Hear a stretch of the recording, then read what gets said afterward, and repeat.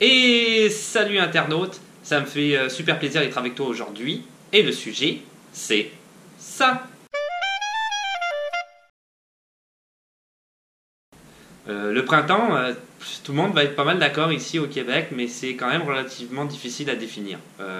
Quand est-ce que commence la saison du printemps en tant que telle, qu'on a des belles températures et qu'on est certain et que même ces températures-là sont super stables, parce que c'est ça, d'une année à une autre, ça varie énormément. Des fois, il va faire chaud début avril, des fois ça va être mi-avril, d'autres années ça va être fin avril.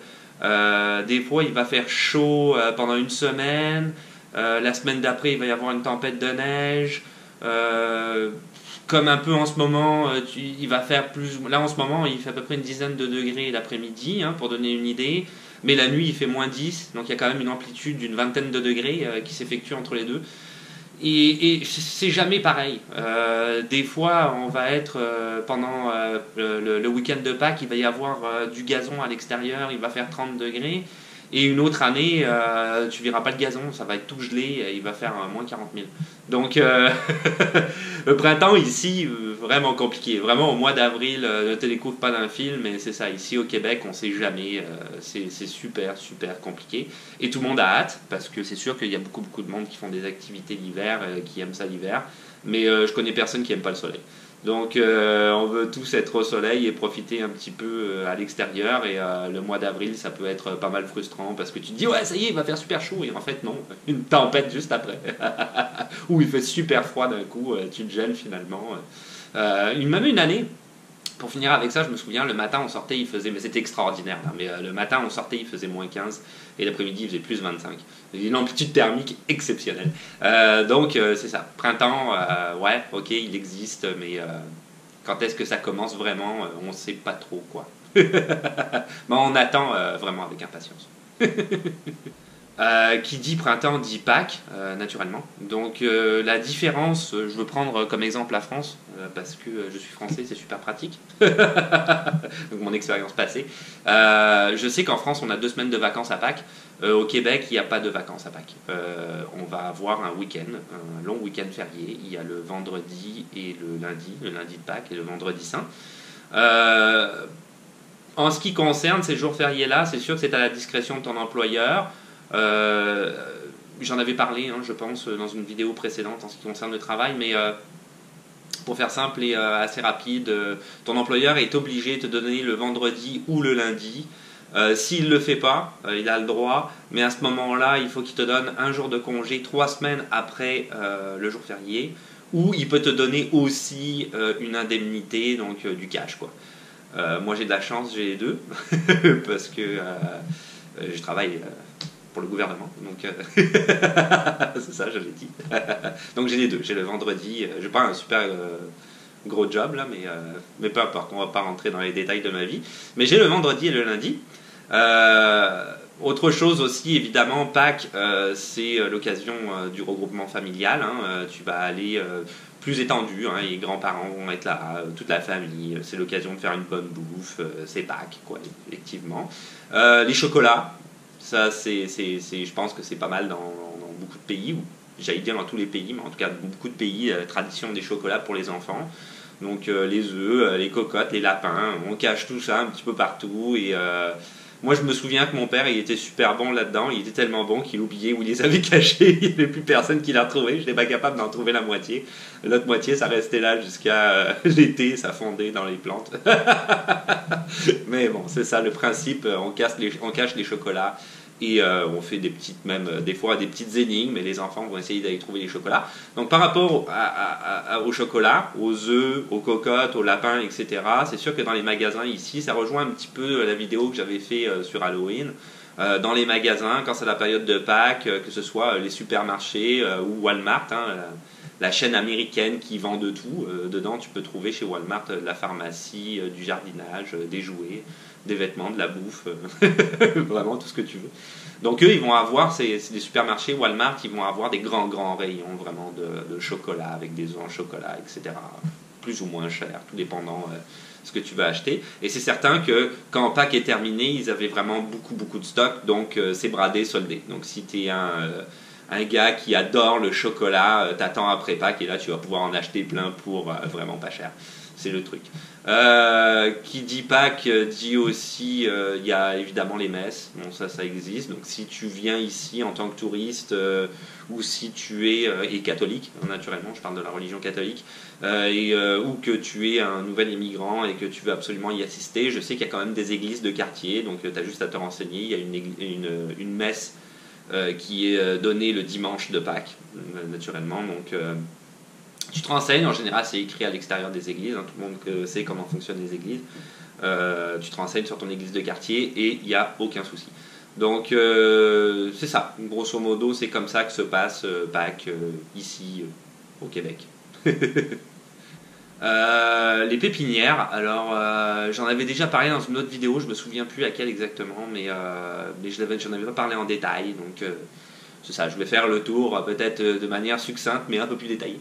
Les pépinières c'est super important parce que c'est ça, le printemps, c'est sûr qu'il y a l'hiver ici, toutes les plantes, tout ça, ça meurt, donc les gens qui ont des maisons ont des jardins, d'autres ont des balcons, et pour ceux qui ont des jardins ou des balcons d'ailleurs, ils vont avoir des plantes vivaces, donc qui résistent à l'hiver, ils gèlent plus ou moins, les racines sont profondément ancrées, il y a de la neige, ça permet de pas trop geler, ils revivent en tout cas. Je ne suis pas un spécialiste des plantes, je te renvoie à Internet, ou si tu es un spécialiste des plantes, tant mieux pour toi. Tu sauras si j'ai dit des conneries ou pas, sûrement. Mais c'est ça, donc on a tous compris à peu près c'est quoi les vivaces, et il y a les saisonnières. Donc pour les gens ici c'est quand même important. Comme je l'ai dit tout à l'heure, c'est rare les gens qui n'aiment pas le soleil. Donc les premiers temps, j'ai crié un peu, le ton de ma voix n'était pas modulé. Les premiers temps, c'est sûr que quand ça va vraiment être le printemps, dans le sens où vraiment on va avoir des belles températures, il va faire 15 degrés, 20 degrés la journée, ou même, voilà, c'est ça, ces températures-là, les pépinières vont vraiment être prises d'assaut, littéralement. Les gens vont aller là-bas, et c'est certain que, bon... c'est ça, ça va être peut-être un peu compliqué pour toi si tu as envie d'aller acheter des plantes, tu vas voir, c'est pas compliqué, ça se fait, mais il faut s'attendre à avoir énormément de monde parce qu'il y a beaucoup de monde qui s'occupe de ça. La pépinière qui me vient en tête, c'est la pépinière Jasmin, que tout le monde connaît, c'est la plus grande pépinière à Montréal, mais il y en a d'autres, je mettrai le lien de la pépinière Jasmin dans la description, si ça t'intéresse. Même si tu viens en vacances, c'est quand même intéressant à voir parce que c'est vraiment gigantesque, il y a de tout là-dedans, des arbres fruitiers, il y a même des haies de cèdre, il y a vraiment de tout. Même des toutes petites plantes dans les pots si tu veux, il n'y a pas de problème pour tes plantes d'intérieur, il y a de tout ce qui le monde de la plante là tu trouves ça. Mais il y a d'autres pépinières aussi en dehors de la pépinière Jasmin, donc tu peux trouver des adresses sur internet disséminées partout sur Montréal et les environs, mais c'est sûr que je recommande la pépinière Jasmin parce que c'est gigantesque et je pense que tu es pas mal sûr de trouver ce que tu as envie de trouver si tu cherches quelque chose de spécifique, on va dire. Les insectes. Et ouais, les insectes, parce que moi ça m'a tué les premiers temps littéralement, mais il n'y a pas d'insectes l'hiver, ou très peu, mais même pas en fait. Il n'y a pas d'insectes l'hiver, c'est complètement fou.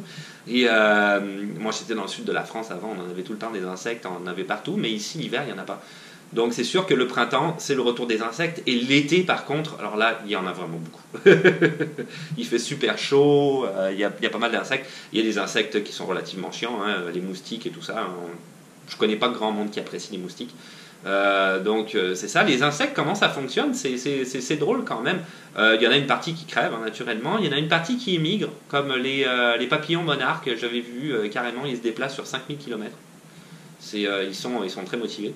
Et il y a une autre partie, par exemple les guêpes, je vais prendre comme exemple les guêpes, toutes les guêpes meurent littéralement, sauf la reine qui va s'enfouir dans le sol en dessous du point de congélation, qui va rester là, et au printemps elle va ressortir, et là elle va recommencer à pondre des œufs, etc., et à faire plein d'autres guêpes. Donc c'est ça le système un peu des insectes. C'est sûr que, pour anecdote, moi j'avais vécu dans un appartement, on a déménagé quand même assez vite. Et il y avait plein d'araignées, il y avait ces espèces de petites araignées vertes ou jaunes, je ne sais plus exactement. Là, elles faisaient des cocons, c'était dégueulasse et elles se reproduisaient à vitesse grand V. Donc on n'arrêtait pas d'en tuer partout. Donc il y en a quand même, l'hiver, il ne faut pas dire qu'il n'y en a pas, mais il y en a vraiment beaucoup moins. L'été, on est assailli par les insectes. C'est sûr que Si tu vas en forêt, tu vas avoir ce qu'on appelle des mouches à chevreuil. Hein, c'est vraiment des grosses mouches qui littéralement te piquent pas, mais t'arrachent des bouts de peau. Et les moustiques. Alors les moustiques, c'est sûr que les moustiques, on en parle beaucoup ici parce que ça va dépendre des températures. C'est-à-dire que si au mois de mai, par exemple, il pleut beaucoup, comme l'année dernière, il avait beaucoup plu au mois de mai, et donc c'est certain qu'il y avait eu des inondations. C'était vraiment terrible. Hein, parce que, en tout cas, je reviendrai là-dessus plus tard, mais il avait beaucoup plu, donc il y avait une partie de ces moustiques-là qui n'avaient pas éclos, et comme c'était les générations d'après, les moustiques qu'on appelle les brûlots, plus particulièrement, ça c'est des tout petits moustiques, ils sont pas très gros, mais quand ils piquent, ça pique pas, ça brûle. C'est pour ça le terme brûlot, c'est horrible. C'est ces moustiques-là aussi, quand tu vas dans la forêt, qui viennent tout autour de tes yeux, de ton nez, de ta bouche, tout ce qui est humide, ils sont attirés par l'humidité, et quand ils piquent, ça fait extraordinairement mal. C'est vraiment très très désagréable. Donc eux, tout dépendant, s'il a beaucoup plu, ils vont être plus forts quand ils vont piquer, ou moins forts, tout dépendant leur piqûre, tout dépendant de la douleur, quoi, tout dépendant des intempéries. Donc ça devient carrément un sujet de discussion à un moment donné, les insectes. C'est certain. Mais c'est ça, l'hiver, pas d'insectes, au printemps, voilà, la pause, insectes, c'est terminé.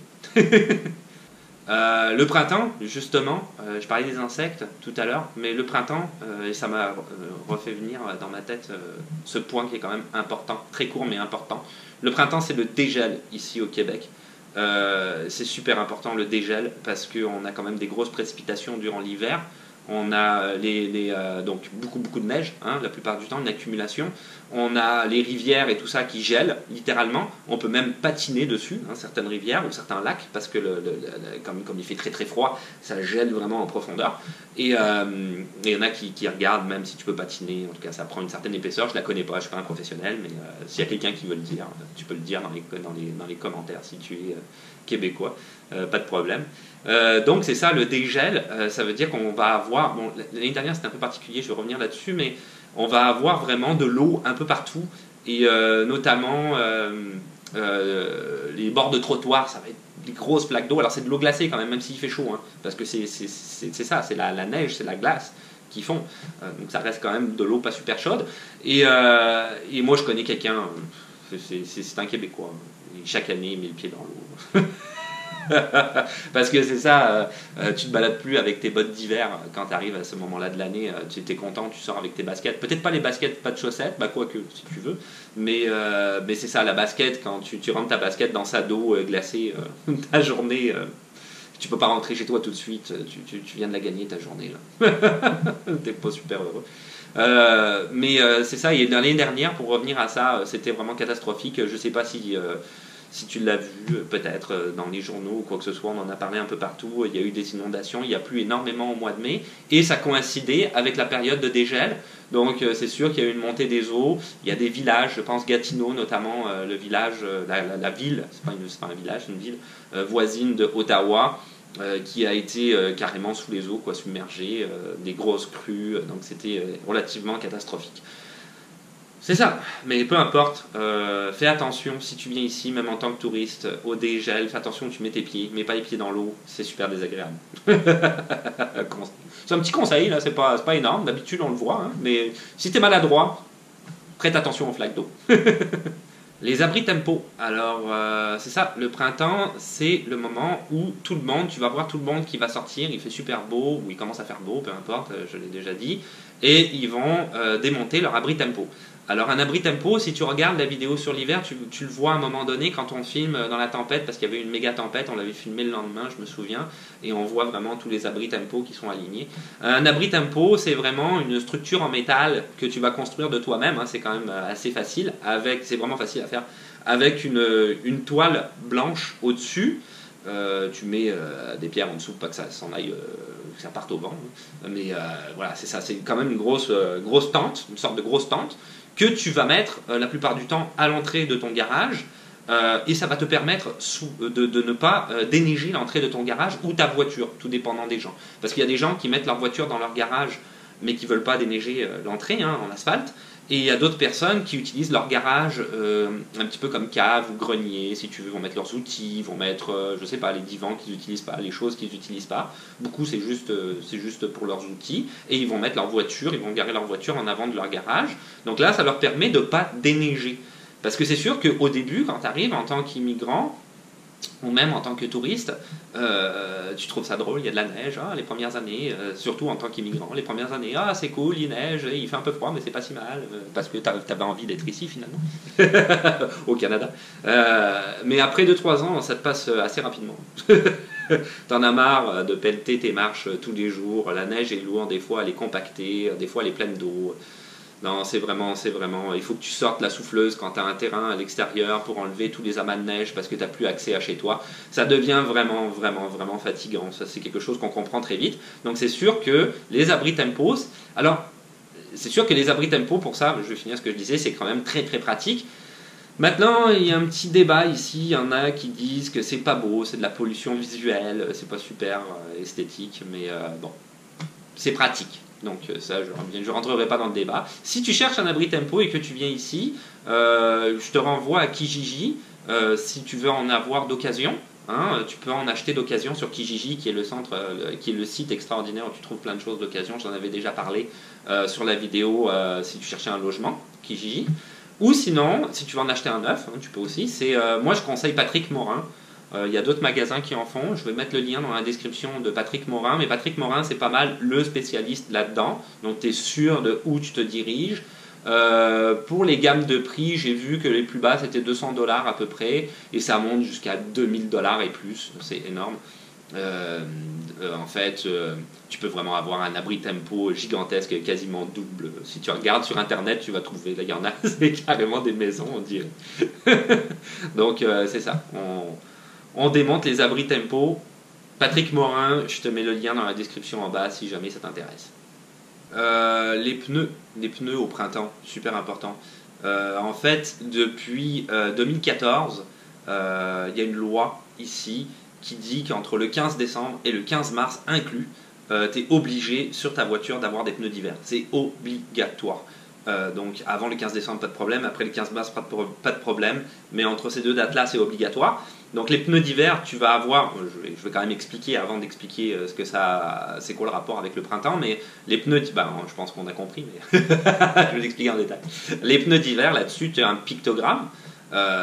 C'est super important que tu aies ton pictogramme sur ton pneu, mais habituellement, et tous les pneus d'hiver longs, sinon ça veut dire que c'est pas un pneu d'hiver. et la police peut t'arrêter pour vérifier si tu as le pictogramme sur tes pneus, donc c'est vraiment des pneus d'hiver. Et si c'est pas le cas, c'est une amende entre 200 et 300 $. Donc c'est vraiment, vraiment important, obligatoire, les pneus d'hiver. Et donc, c'est ça. Qui dit printemps, dit tous les gens vont changer leurs pneus parce que tu veux pas utiliser. Il y en a qui vont les garder, les pneus d'hiver l'été, mais c'est déconseillé parce que c'est sûr que ça va l'user 3 fois plus vite avec les hautes températures. Donc ceux qui les gardent pas, c'est une durée de vie de 4 ans à peu près. On s'en fout un peu, mais c'est ça. Ceux qui gardent pas leurs pneus durant l'été, tout le monde va pas mal changer ses pneus en même temps, puisque on veut pas qu'il fasse trop chaud. Donc c'est sûr que moi, je peux pas prendre comme exemple parce que je le fais moi-même. Mon beau-père, qui est un gars qui travaille dans la construction, il est super équipé en tout, y compris dans la mécanique. C'est un gars qui est passionné par tout ça. Donc je sais pas s'il est passionné de mécanique, mais il s'y connaît bien. C'est sûr que lui, il a le pistolet à pression et tout ça là, pour démonter. Donc, je sais plus comment ça s'appelle, avec un compresseur. Donc, je vais chez lui, j'emprunte son matériel et je le fais moi-même. Mais si tu peux pas le faire toi-même, tu vas passer par le garagiste obligatoirement ou le concessionnaire si tu as un véhicule neuf que tu as acheté il n'y a pas longtemps. Et c'est certain que là, il faut que tu prennes en compte que pour prendre rendez-vous, ça risque d'être un peu compliqué. Il va y avoir du monde, tu n'auras peut-être pas le créneau horaire que tu voudras. Si tu t'y prends trop à l'avance, une tempête de neige éventuellement au mois d'avril, là c'est sûr que tu as le droit, c'est passé le 15 mars, mais tu ne veux pas non plus avoir des pneus qui ne soient pas des pneus d'hiver dans la neige ou sur verglas. Si tu attends trop, c'est pareil, tu risques de vraiment user tes pneus, donc c'est très très compliqué pour changer ces pneus. Donc il faut tenir ça, avoir ça en tête, et il faut prendre rendez-vous, et il faut essayer de calculer quand est-ce que tu prends rendez-vous, que ce soit pour le mieux. C'est jamais très très simple. Au niveau du code de la route, je sais que j'avais fait une vidéo sur le permis de conduire, mais en regardant pour les pneus, j'ai trouvé d'autres informations que j'avais trouvées, que je jugeais pertinentes, mais très très rapides. Je vais en parler très rapide. Donc par exemple, si tu prends ta voiture et qu'il y a des conditions climatiques à l'extérieur qui sont exceptionnelles, c'est-à-dire brouillard, forte pluie, très forte pluie, hein, on entend. Ça veut dire vraiment pluie où tu vois pas un mètre, il n'y a aucune visibilité. Ça veut dire tempête de neige, verglas, etc. etc. Il est dit dans la SAC, hein, la Société des assurances automobiles du Québec, c'est eux qui font le code de la route pas mal ici, ils disent qu'il faut absolument que tu réduises ta vitesse si tu as ces conditions climatiques-là. Sinon, tu vas avoir l'amende minimum qui est 60 $ si la police t'arrête et que tu conduis comme un fou, alors que tu ne vois rien, tu es dans le brouillard. Tu vas avoir l'amende minimum 60 $ plus frais plus taxes, hein, évidemment, et 2 points en moins sur ton permis. Donc quand même, il faut faire attention. Et autre chose aussi que j'avais vu, si jamais tu décides de prendre ta voiture et de ne pas la déneiger, parce que l'hiver, effectivement, hein, il neige beaucoup, donc tu es tout le temps en train de déneiger ta voiture, tu n'as pas le choix. Si tu la déneiges pas, ou très peu, là, tu vas te faire arrêter aussi, et c'est une amende entre 100 et 200 $. Ce que je comprends très bien, parce que si tu n'as aucune visibilité, tes vitres sont pleines de neige, ou ta vitre arrière est pleine de neige, tu vois rien, hein, c'est complètement fou. Les phares aussi, à l'avant, comme ils disent, parce que tes phares servent à rien, ils sont pleins de neige, tu peux les allumer, on ne voit pas à travers. Et les phares ne sont pas diffusés à travers. Et moi, ce que j'ai déjà vu aussi souvent, hein, ceux qui déneigent pas le toit de leur voiture ou de leur camion, c'est hyper dangereux, parce que dès que tu arrives sur l'autoroute, tu as le gros amas de neige qui revole sur le gars en arrière, et si c'est de la neige compacte, ça peut carrément créer des accidents. Donc c'est quelque chose que je comprends. C'était une parenthèse là-dessus, j'en avais pas parlé, mais je trouvais que c'était quelque chose quand même d'intéressant à dire, qui a rien à voir avec le printemps, mais c'est des petits détails, voilà, c'est ça, je voulais en parler. Désolé. La cabane à sucre. Donc là, la cabane à sucre au printemps, évidemment, un incontournable, carrément. C'est typiquement québécois. Hein, y en a à l'heure actuelle qui existent aux États-Unis et au Canada anglais, mais c'est québécois. C'est important à dire. C'est vraiment traditionnel ici. Donc ça, je te le conseille vraiment. Si tu es touriste, si tu es un nouvel immigrant, va à la cabane à sucre, c'est extraordinaire. Il faut que tu ailles faire cette expérience-là, c'est vraiment génial. Il y a même des Québécois, c'est sûr qu'il y a des Québécois qui y vont chaque année. Moi, j'y vais pas chaque année, mais j'y vais régulièrement quand même. Je pense que cette année, on va y aller, parce que c'est sûr que ça va aussi avec l'emploi du temps. La cabane à sucre, on va arrêter de parler de moi un peu. La cabane à sucre, c'est avant tout, bon, c'est quoi? Tu vas avoir une érablière. Donc ça, tu vas avoir vraiment beaucoup d'érables partout. Et tu vas voir quand tu vas aller sur place comment ils font le sirop d'érable. Dans le fond, c'est la sève carrément de l'arbre.